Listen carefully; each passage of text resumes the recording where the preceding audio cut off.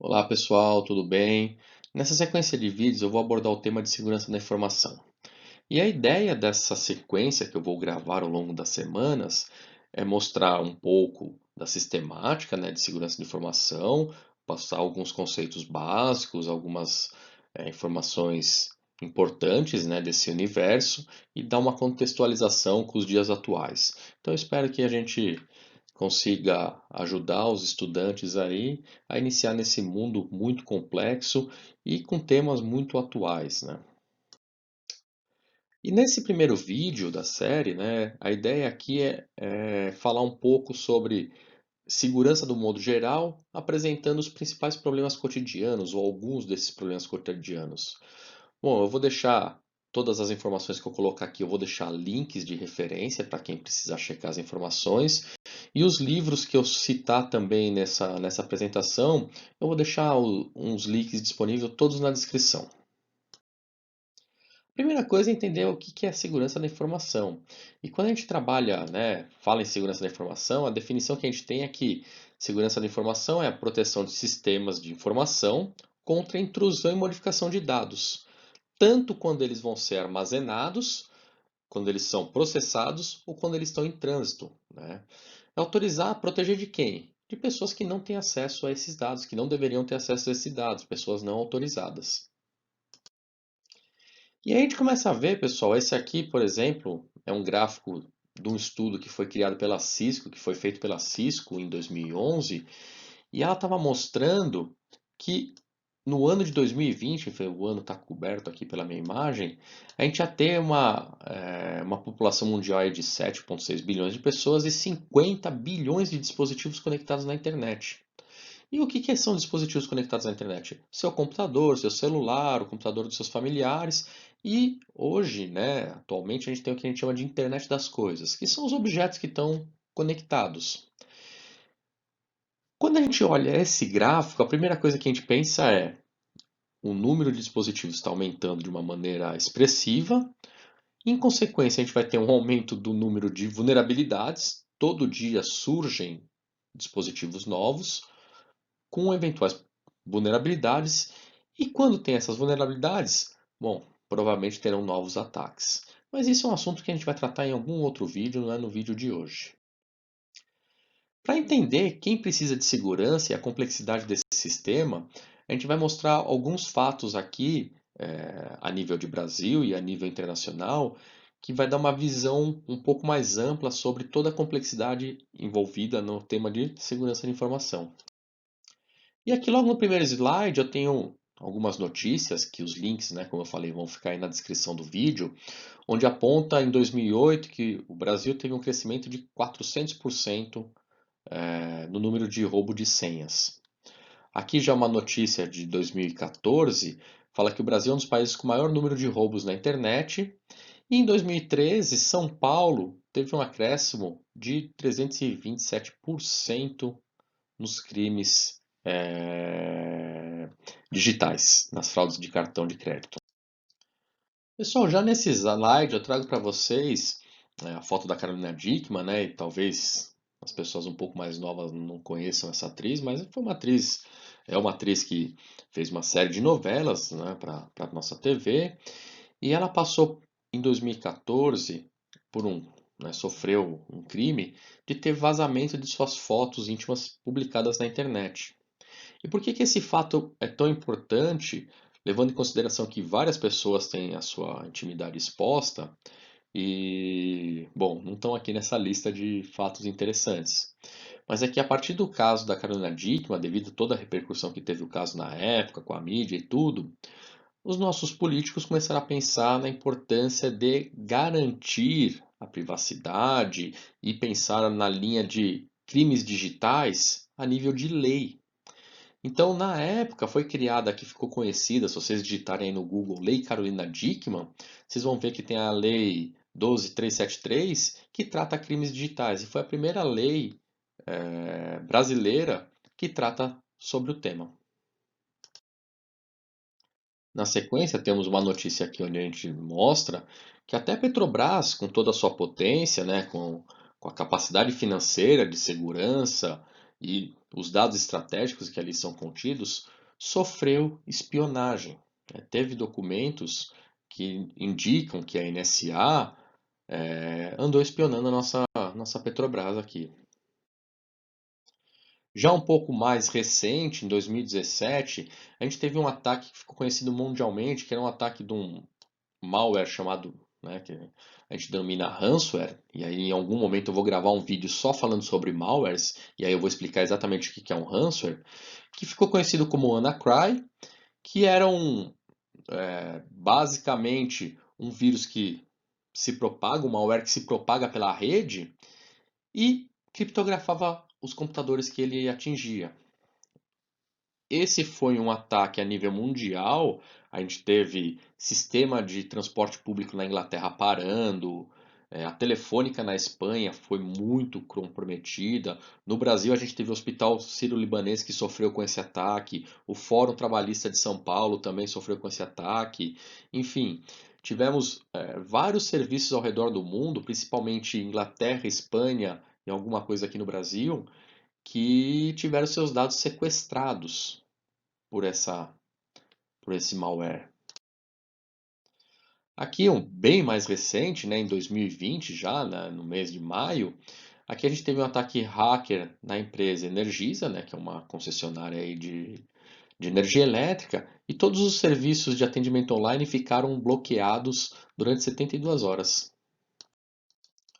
Outro caso recente, né, em 2019, a Vivo declarou publicamente que teve uma brecha, uma falha de segurança no seu sistema e que os dados de mais de 200 milhões de clientes foram vazados. Então, alguém conseguiu entrar no sistema da Vivo, pegou todas as informações dos clientes. E com isso, bom, as possibilidades são infinitas. Até no quesito vazamento de dados, né? Agora, nesse ano, era para ter sido votada a nossa Lei Geral de Proteção de Dados aqui no Brasil, a LGPD, e infelizmente ela foi adiada. Mas a Lei de Proteção de Dados ela vai fazer com que as empresas pensem melhor o como elas guardam as informações, né, e como essas informações devem ser tratadas. Também pode ser um tema para um próximo vídeo, que é um tema bem interessante, um tema bem atual, e provavelmente os profissionais da área vão ter que se adequar e conviver com essas novas normas que vão ser impostas pela LGPD. Outra notícia bem recente, né, já é de 2020, a gente tem aqui, Polícia Federal identifica invasão em celulares de presidente da Câmara, do Senado, do STJ, da PGR, e também tivemos, né, o ex-juiz Sérgio Moro, que na época era ministro da Justiça do governo brasileiro, que teve o celular invadido. E basicamente ele foi invadido através de um aplicativo de conversas, né, de privadas, né, que você troca conversas com seus colegas, e eles conseguiram pegar os históricos de todas as conversas realizadas pelas pessoas que eles invadiram. E dizem que foram dezenas e dezenas de pessoas que tiveram essa sua privacidade exposta através desse aplicativo. E a última, essa com certeza é a mais nova notícia, houve um golpe onde acredita-se que mais de 850 mil pessoas sofreram com esse golpe. E o que acontecia nesse golpe? Durante a pandemia do coronavírus, o auxílio emergencial que seria dado às pessoas, uma empresa que se dizia uma empresa de consultoria que iria auxiliar no saque desse benefício, fez com que as pessoas entrassem no aplicativo, respondessem algumas questões, acabasse liberando dados pessoais de maneira não intencional, né? Não estavam acreditando na boa fé. Isso a gente até pode conversar em outro momento falando sobre engenharia social. E alguns até instalaram o aplicativo indicado no seu celular e acabaram tendo seus dados vazados e, consequentemente, foram fraudados nessa ajuda emergencial por causa do coronavírus. Isso é só alguns fatos que aconteceram no Brasil nos últimos anos, né? Agora a gente tem um contexto a nível mundial e a gente vai ver que para a cibersegurança não há fronteiras, né? E quanto mais a gente vai subindo nas hierarquias, né? Mais complexo ficam os casos. O primeiro caso que eu vou trazer para vocês, né? Esse caso Tem uma referência a ele nesse livro, A História da Guerra Fria, né? Como eu falei, o link vai estar aqui na descrição. E ele fala sobre a explosão no gasoduto russo. E isso aconteceu porque tinha um cavalo de Troia no sistema de controle do gasoduto. Em algum momento esse cavalo de Troia foi acionado, né? Algum agente externo invadiu esse sistema de controle e forçou uma situação que gerou uma explosão. Bom, esses valores, né, essas informações às vezes vêm um pouco modificadas, né, mas alguns sites falam que foi uma explosão de 3 quilotons, algumas referências falam que foi uma explosão que foi possível ver do espaço, mas o fato é que teve uma explosão e que foi um valor considerável, tanto é que está num livro aí para seguir como consulta. Em 2007, a Estônia e a Rússia protagonizaram o que foi considerada a primeira guerra virtual da história, a primeira guerra digital. O que aconteceu, né? Os detalhes da discussão não cabe aqui nesse momento, né? Mas basicamente a Estônia queria destruir uma estátua que era da época da Segunda Guerra, feita pelos soldados russos quando estiveram no território da Estônia. Essa discussão foi sendo escalada até que, quando a estátua foi retirada, a Estônia, a maior parte do serviço, recebeu um ataque massivo de negação de serviço. Então eram e-mails tentando derrubar o máximo de serviços possíveis na Estônia. Em contrapartida, na Estônia, os hackers da Estônia fizeram o mesmo com a Rússia. Então eles começaram a fazer uma enxurrada, né? Tentaram inundar as caixas de mensagens com e-mail, tentando fazer o quê? O máximo de negação de serviço possível. Essa troca de tentativas de negação de serviço foi caracterizada aí como a primeira guerra virtual da história. Bom, em 2008 a Rússia se envolve numa outra disputa com a Geórgia e ali também teve acusações de táticas de guerra cibernética, onde tinha invasões, ataques, negação de serviço e espionagem de ambos os lados, então caracterizando ali, aumentando o conflito, aumentando as tensões. Na sequência, pessoal, a gente vai falar sobre o Stuxnet. E o Stuxnet foi considerada a primeira arma virtual da história. Qual que era a função da Stuxnet? Dentro do contexto, né, o Irã estava querendo desenvolver seu programa nuclear. E ele queria fazer o quê? Enriquecimento de urânio para a geração de energia. Bom, enriquecer urânio para gerar energia, enriquecer urânio para gerar uma bomba, tem uma diferença, mas você dominando a tecnologia, você consegue enriquecer urânio a nível de criar uma bomba atômica. E alguns países eram contra esse programa nuclear, e aí, nesse imbróglio todo, surgiu um malware, que é o Stuxnet, né? É um pouco controverso quem criou, algumas pessoas acusam alguns países, acusam os outros, então não cabe aqui a gente indicar quem criou sem ter muita certeza sobre os fatos. O fato é que o Stuxnet, ele era um malware que se propagava pela rede, de maneira automática, né? Normalmente, novamente, a gente vai falar sobre isso num vídeo só sobre malwares. E esse malware, ele tinha uma finalidade muito específica. Ele contaminou muitas máquinas ali no Oriente Médio, né? Uma boa parte dos sistemas tiveram contato com o Stuxnet. Só que a função dele, ele atacava os sistemas SCADA, que são sistemas que controlam CLPs, que são dispositivos de automação, são equipamentos de automação que são usados para fazer enriquecimento de urânio, que controlam as centrífugas para enriquecer urânio. E o Stuxnet ele criava um distúrbio nessa automação, ele não permitia que as centrífugas de enriquecimento funcionassem da maneira adequada. Então nunca chegavam a um nível de enriquecimento para gerar uma bomba. Na sequência, pessoal, lá em 2011, os Estados Unidos começou a conversar e querer tratar com o Congresso, declarar um ataque cibernético como um ato de guerra. E isso, qual que era a ideia dessa discussão? Os Estados Unidos hoje é o país mais conectado do mundo.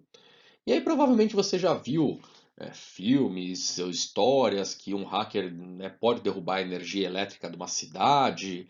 Recentemente, na Venezuela, o país ficou alguns dias sem energia E aí dizem que foi um ataque americano na Venezuela, enfim, tem todo um contexto aí. E realmente isso é possível.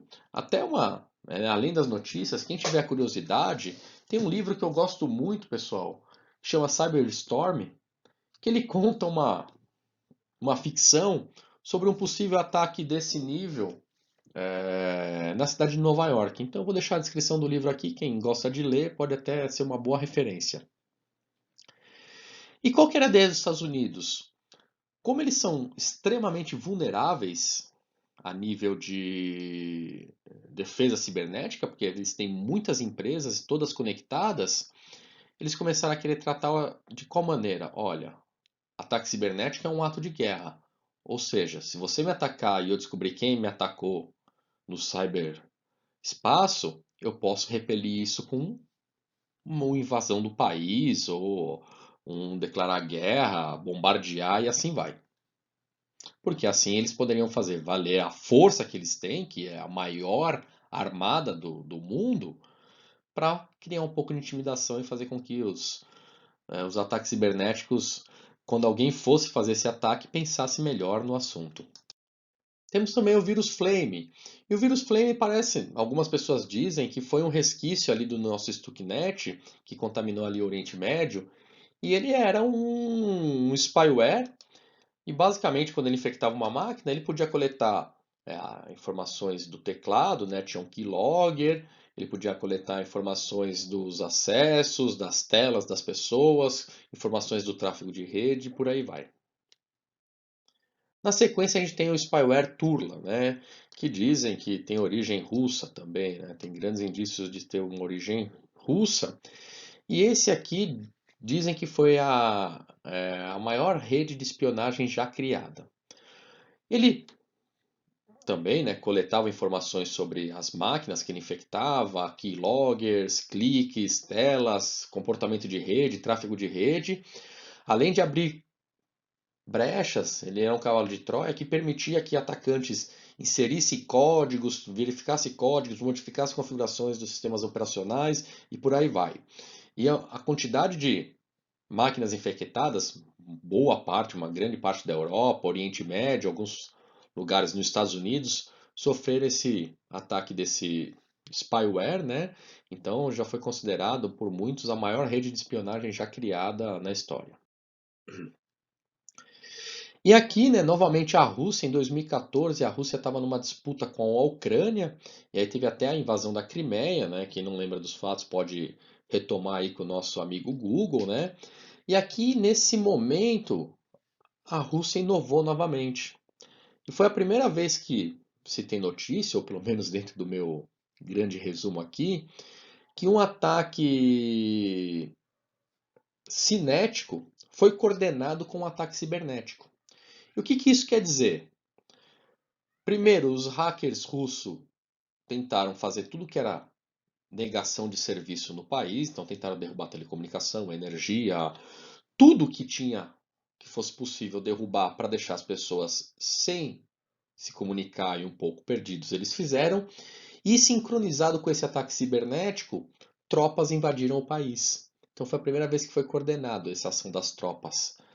Os militares invadindo o território e os hackers tentando bloquear celulares, energia elétrica e por assim vai. Outro caso bem interessante, esse caso também eu tirei de um livro, né? Eu tenho esse livro aqui, também vou deixar na descrição, chama-se Guerra Cibernética. É um livro que foi escrito por um secretário americano, né? E ele conta todas essas vulnerabilidades e conta algumas histórias sobre problemas diplomáticos e crises devido à cibersegurança. E nesse livro ele conta uma história de um bombardeiro. Caças entraram no território sírio e bombardearam uma estrutura. E o grande plano de fundo dessa história, né, a nível de cibersegurança, é que alguns caças, alguns F-15 e F-16, entraram no território, num país, saíram, bombardearam uma construção e saíram e não foram detectados. A suposta causa disso ter acontecido foi um uma bomba que a gente chama de bomba relógio. Um código que está ali em algum lugar e que em algum momento ele é acionado por alguma função. E nesse caso, o código ele estava, isso é a suposição, né? Algumas teorias que tem em cima desse ataque, é que os radares que protegiam a Síria tinham uma bomba relógio. E essa bomba relógio se comportava de qual maneira? Quando um drone passasse próximo a esse sistema de radar, ele emitia um sinal e esse sinal ia fazer com que os radares ficassem um pouco perdidos durante uma determinada janela de tempo. Nessa janela de tempo, os caças entraram, bombardearam e saíram e não foram detectados pelo radar. Então, né, tem essa história no livro, né? Quem quiser, tiver curiosidade de outras histórias, é bem interessante. E aí, mais uma inovação aí na nossa guerra cibernética. Em 2019, Israel estava sofrendo um ataque massivo, né? E era um ataque também coordenado, onde estavam sendo lançados foguetes né, contra a cidade de Israel, tentando furar o Iron Dome. Quem não conhece o Iron Dome pode procurar aí para ver o que, que é, né? O sistema antiaéreo de Israel. E tem até alguns vídeos mostrando como o Iron Dome funciona. É bem interessante. E em paralelo com esse ataque de mísseis, os hackers estavam tentando dar negação de serviço em locais de defesa de Israel. Bom, o exército cibernético de Israel, né, e hoje todos os países têm um exército cibernético. O Brasil tem uma divisão do exército que só trabalha nessa área. A OTAN todo ano se reúne. Ano passado, se não me engano, foi na Estônia mesmo, para fazer exercícios militares no mundo virtual. Então, já é uma coisa que está bem difundida aí nas tropas, nos exércitos ao redor do mundo. Então, o exército de Israel identificou de onde estava vindo o ataque e a contramedida que eles fizeram contra esses hackers foi lançar um míssil aonde estava sendo os hackers estavam instalados para fazer esse ataque.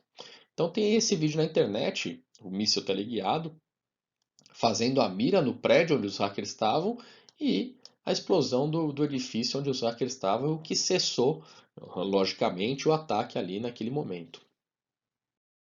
Bom, pessoal, e a última e mais atual, né, na notícia mais atual, a gente tem o governo americano acusando hackers chineses de tentar roubar dados de uma possível vacina que está sendo desenvolvida nos Estados Unidos para o coronavírus. Então a gente entra naquele tema de cyberespionagem. Bom, pessoal, então nessa apresentação aí da contexto sobre cibersegurança era isso que eu tinha para falar. Acho que a partir do compilado aí de informações que eu trouxe para vocês, dá para vocês terem uma ideia de quem precisa de segurança, né? A gente vê que de países até a pessoa comum, todo mundo está vulnerável. E isso, né, nos dá a ideia que a área de segurança é uma área bem promissora, uma área que interessa, que precisa de muitos profissionais, né? Demanda muita gente de tecnologia.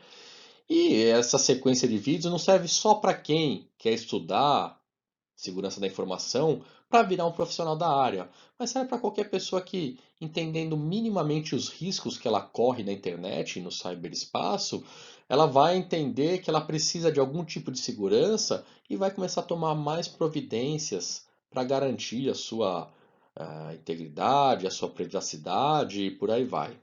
Bom, espero que vocês tenham gostado. Qualquer sugestão ou dúvida, os comentários ficam abertos aí e até o nosso próximo vídeo. Um abraço e até mais.